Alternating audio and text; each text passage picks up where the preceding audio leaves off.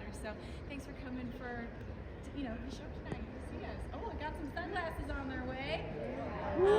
But yeah, does anybody have any questions? I always like to start with a little Q&A. Yeah. So you had this amazing tour last year with Duality, which was so through the roof. And so this year you're doing all these different things, the cruise, this show, which I'm super excited about because you're really getting back to your music, I feel. And then Hailstorm. Yes. And I'm still going to push you to tour with Nightwish. I'm going to keep reminding you. So I'm kind of curious about, is this something that these opportunities just kind of fell in your lap, or is this more intentional, something that you want to do as an artist?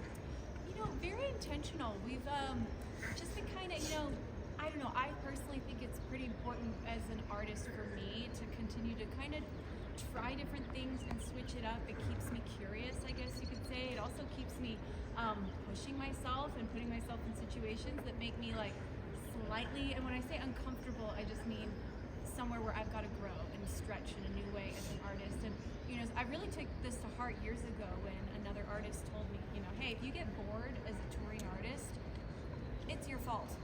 And we spend a lot of time on the road, a lot of time doing shows like Duality. We did that exact show. It never changed. We did it, I think, probably 75 times.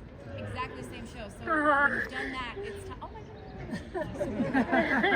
So when you've done that, it's like, okay, well, we should switch it up, especially because we were so proud of that show. It was like, well, we can't beat that show right now, so let's think of something totally different so we can just give the audience and ourselves a very different experience. So doing kind of more of a classical rendition of stuff, then going and doing a rock rendition later. So it's just been a fun year of like testing the water, trying new things. Yeah. So being on there, I was on the cruise with you. Absolutely amazing time. Awesome. Who was on the cruise? Oh my goodness, this is our hot spot right here. That way I can put it right where I need it. That was so fun. Thank you. Carter, continue. Yeah, no, absolutely. What was your favorite part on the cruise itself? And then I know 2026 is out of the question, but what was your thoughts on 27? Well, I'm really hoping that we get to do the cruise in 2027. Like, I know we've already tried to start the ball rolling to see if we can get that happening. So we had such a great experience. I wasn't sure how I would feel. I was like, I don't know, am I going to like this experience? I loved it. I had so much fun, and I think my favorite thing was feeling the community so strongly. It was more than just like a meet and greet where I get to kind of get a little taste and see you guys, but getting to run around the ship and like join the activities, like it was fun doing my shows and my like meet and greets and things, but my favorite thing was kind of crashing the other activities, like joining Taylor's dance class and being one of the ones that got to just interact with everybody, or going to the magic show and sitting amongst everybody. You know what I mean? Like, I loved feeling like I was experiencing the whole thing with you guys, not just giving you the experience, which oftentimes is where I sit. And so I don't know, I just got such a sense of the community that has been created by all of us here, and it was really special. It was an amazing time. Thank you. I'm so glad you had fun. Yeah. Can you tell us also about the creative process of making the show, like the cruise, recording music videos, preparing for another cruise, and so much things that you do, like it's so busy. How do you make it time to use and arrange the creative process? Yeah, we've been working on the orchestral arrangements for months. Going back and forth with the orchestrators, and giving notes and giving feedback. So it was actually quite a unique and fun process, especially because I got to revisit some songs that I haven't gotten to revisit musically since I wrote them. We've just kind of performed them as they are and maybe switched them up a little bit, like let's do a halftime chorus or something like that. But to like really revisit them with a whole different palette of colors and different paintbrushes, like suddenly I was like, oh, like we should use the flutes here. Like, let's use the trumpets. Let's let the trumpets take that part. Like, it was just so fun to really imagine these with a whole different idea behind them, and bring some of these songs to life. Some of them we haven't played in years, so it's been really fun to kind of do that. And as far as I feel like the creative process for every project is so different.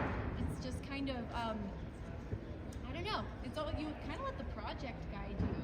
And and like I said, it keeps me excited when we're doing a lot of different things and getting to reimagine, my music in different ways. In the back. I heard you playing Skyrim when we were walking in. What are you excited about playing tonight? Maybe we'll play Skyrim tonight. I never reveal my set list. Maybe I was just playing it because. The whole orchestra playing it with me. What am I the most excited about? Well, again, I don't want to spoil anything. But I would say I have a very obvious favorite. It's a fan favorite, so I was really excited when that one that was like, all right, this one's pretty fun and special. It's really upbeat. Might involve a battle between a guitar and myself. But yeah, Round Table Rival turned out pretty epic. I told the orchestrator, I was like, I want to really lean into like a Western. I want to make sounds that sound like a horse galloping and and I was like, I want the brass to be on the guitars team and I want the woodwinds and the strings to be on my team. And so it was really fun to kind of, like I said, just think outside the box, and I think you'll feel the Western feel, and you're gonna feel like you're watching like the Magnificent Seven or something as you listen to it. Yeah. So, piggybacking off that question, I started following you on AGT, but when I really became a fan was with your video game covers. So I was pretty stoked to hear, Skyrim and Zelda. We'll pretend like I didn't hear them yet. But so it makes me wonder, when are you gonna cover like something from Elden Ring or Claire Obscure, Expedition 33? Oh my goodness, you're right. There's so many other cool ones. Every few years I remind myself that like, hey, I got to do an homage to because so many people did find me and discover me through those video game songs, and so I'm like, yeah, I really do need to every few years like go back and be like, okay, we got to do one for that community, and so yes, I should look into doing that. It's past due. You're saying, what did you say? Either Elden Ring or Claire Obscure. Elden Ring. You write that down, Sharon. Elden Ring. Claire Obscure. Right? Yes. Okay. Claire Obscure, Elden Ring, because I will not remember that. Yes. My favorite part about performing? Honestly, it's this really cool exchange of energy that you feel with the people that you're performing for. And I find that when I get really nervous and I am starting to like let that nerve overcome me, that is because I'm not focusing on the fact that I get to give to my audience. And if I can always circle back to that like I'm just here to give a gift, and I'm here to share with this audience all of my heart and all of my love, and when I can focus on that, I actually feel so much love coming back at me, because everything I'm giving, I feel like the audience is giving me back. And like I said, I feel like that cures a lot of my nerves when I think about it that. And the only reason that nerves are there is usually because I'm caring so much about if people like me or if they think I'm cool. I'm worrying about the energy coming at me. But if I can focus on what I get to give, I start to feel so much gratitude and so much love, and it kind of takes my nerves away in a really cool thing. So that's my favorite thing about performing, is getting to share that with my audience. We think you're cool. Thanks. I appreciate it. So I am a violinist, and I look up to you for playing. I was wondering if you were meant to anyone. I look up to anyone? Oh, for sure. So many people inspired me, to this day, and from the very time I started. And I would say some of the people that inspired me a lot when I was, when I was your age, I honestly fell in love with kind of more franchises than people. I loved Cirque du Soleil. I loved Riverdance. Those were the things. There was a group called Bond that played electric quartet, and they played Latin fusion music. And so, I really fell in love with that kind of stuff when I was about your age. And then in high school, I loved Amy Lee from Evanescence, and it was just such a cool moment when I got to work with her as an artist, because she was one of my idols growing up. So, but yeah, I have a lot of people that have inspired me through the years to become the kind of artist that I am. And so that means so much for you to say that I inspire you, and I'm so excited to see what you turn into with all of your playing and all of your creativity. I love the way you dress. I'm a hat girl myself. So, yeah, I'm always wearing hats. Yeah. What's your favorite thing about being on Dancing with the Stars and getting away from him? Yes, I loved being on Dancing with the Stars. It was so fun. I think my favorite thing about it was, aside from the costumes, just fantastic. Like, I would just go hang out in the costume room if I had like a moment or two, which was very rare. But I think honestly, getting trained as a dancer. I'd never taken dance training before. I'd never taken dance classes. I'd worked with choreographers, but I'm a very much self-taught dancer, and I started to learn to dance in my 20s. And so to get to work side by side with one of the best ballroom coaches in the world for, I forget, it was like 3 months for like 5 hours a day at least, you know? So, I mean, that's an experience I never could have, I don't know, like I just think if I'd not done that show, I don't think I ever would have had the opportunity to train like that. It gave me so much confidence as a performer to be like, I can push myself, I can do more of this. And so I'm just forever grateful for that experience. And it was honestly one of the hardest things I've ever done, but it was one of the most rewarding. You should have won. Oh, well, thank you. Yes, thank you. Yes. All the venues that you played, what's your favorite? I mean, you really can't beat Red Rocks. It's definitely up there. So I would say Red Rocks is definitely always one I share. We played Royal Albert Hall this fall, which was also very special. And yeah, I would say another one of my favorites was Radio City Musical. That was another one that was like bucket list special. But I mean, you can't beat this. This has got to be number one. Yeah. Yeah. What song means the most to you? Oh, I couldn't say, because I feel like through different chapters of my life, they all kind of raised their hand for different reasons, you know. They were all, most of them were written about specific things, and, you know, I would say maybe the one I relate to the most right now is probably I Have the Untold Her, because I feel like I wrote that about the person that I am today and what it took to get me here, and so that might be the one for the moment, but like for a long time it was Shatter Me. Shatter Me was the song that resonated the most, and then it was Beyond the Veil. Like that one spoke to my heart. So it's just kind of different seasons bring out different pieces. I've always wanted to know. It's a very raw side of you, and the songs you have. Yeah. So you asked who he is. Yeah, who he is to this. It's just Yeah. so it touched me very differently than some of the other songs. And Yeah. I felt like a rock connection. Yes. And I just want to know what the importance of it is. Yeah, so Gavi was my keyboard player when I first started all of this, and he quickly became my best friend. Like he and Drew and I, we watched our lives change in front of us together as we started touring the world, and this all exploded. And it was such a compact few years that he was my keyboard player, and he was my best friend, and he passed away about 4 years after we started touring together. And truly it was my first heartbreak. I loved him for so many different ways. There were so many different layers to the way I cared about Gavi. And so we had started that song though one day, actually during sound check. He started playing, and that little recording you hear at the end is him playing it, and it's me playing along with it, just like improvising. And then at the end he starts talking about, hey, like we could do something like this. He starts to brainstorm about, and we always were gonna finish it, and he passed away, so I finished it without him. But yeah, that's a very raw, special song to me. Yeah, he's one of my angels now. I know he'll be here tonight. He will, for sure. Thanks for sharing that. Yeah. How long do you plan to offer breathwork classes? Because I really appreciate them. They've changed my life. I know you talk about how they change yours. So Yeah. it's just, I don't know, if you want to talk about some breathwork. Yes.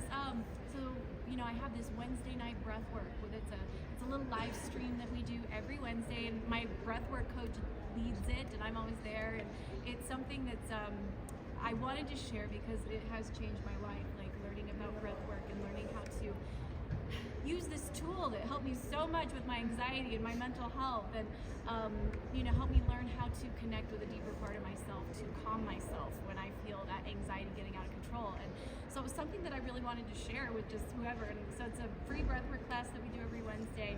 And I don't really know, we don't have much of a plan for it. We're just kind of doing it and seeing, but it's been so cool to see the reaction of people and what they've thought and what it's meant to them. So I think we'll keep doing it for a while. And but yeah, I'm glad that you come and you enjoy it. Every week. Every week. I love it. In the back. What was the first song have you ever learned how to play? Twinkle, Twinkle, Little Star. Master. Yes. It's Mozart. Did you know that? Mozart wrote that when he was like 5. Yeah.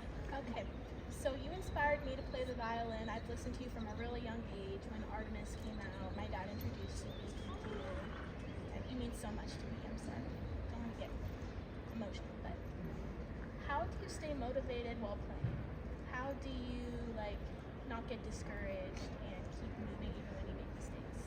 Yeah, that's a great question because everybody gets discouraged, everybody gets bored, everybody makes mistakes.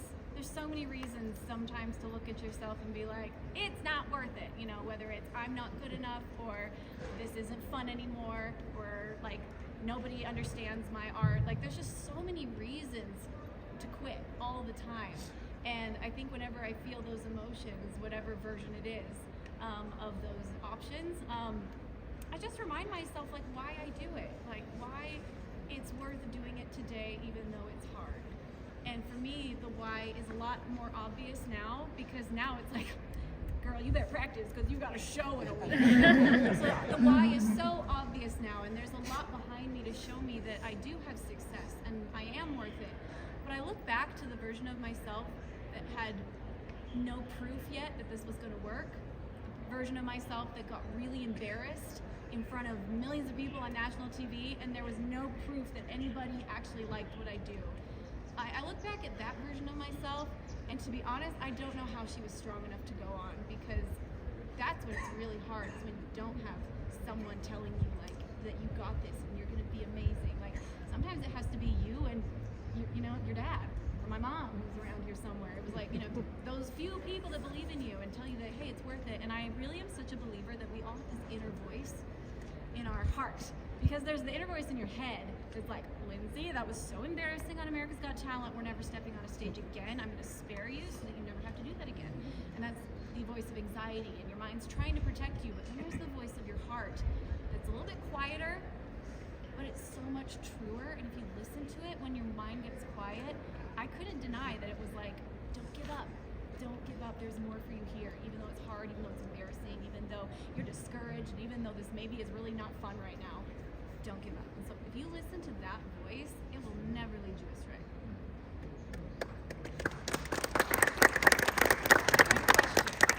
Yeah. On the cruise, you had a dance competition, Yes. and the little girl won. Yes. Are you going to have her perform with you at one of your shows? She was amazing. I sure should.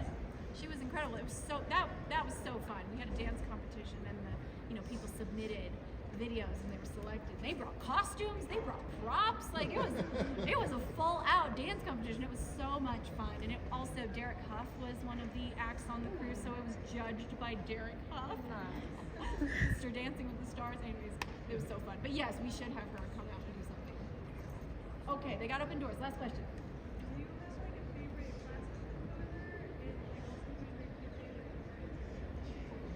One of my favorite artists is Pink.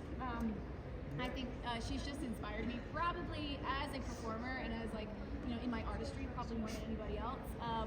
And then my favorite classical player, or as a player, my favorite to play was always Mozart. And I think it's because he was a violinist, and so he wrote in a way that was very friendly to violinists, unlike Bach, who was mean. You're you obviously tinkered this out on a piano and didn't think about the fact that a violinist, that's evil. So yeah, Mozart was always my favorite. It sounds like a cop-out answer, but anyways. Well, thank you guys so much for coming, and thank you.